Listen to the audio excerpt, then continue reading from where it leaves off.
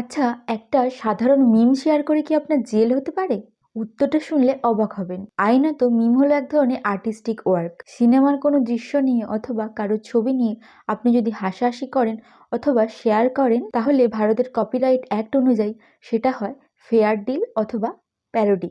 মানে ফানি কিছু শেয়ার করা কিন্তু অপরাধ নয়, কিন্তু সমস্যাটা হয় তখন যখন কোনো মিম কারোর সম্মান নষ্ট করে। ভারতীয় ন্যায় সংহিতা সেকশন 356 অনুযায়ী কারোর মানহানি করা বা বিশেষ করে পলিটিশিয়ানদের ছবি এডিট বা মর্ফ করা এটা কিন্তু ক্রিমিনাল অফেন্স। আরও একটি বিষয় যেটা অনেকেই জানেন না, সেটা হলো ইনফরমেশন টেকনোলজি অ্যাক্ট এর 67 অনুযায়ী যদি আপনার মিমটা অশ্লীল বা অবসীন হয়ে থাকে বা কারোর প্রাইভেট মুভমেন্ট নিয়ে হয়ে থাকে, তাহলে কিন্তু পুলিশ অ্যারেস্ট করতে পারে উইদাউট ওয়ারেন্ট, এবং 3 থেকে 5 বছর পর্যন্তও জেল হতে পারে।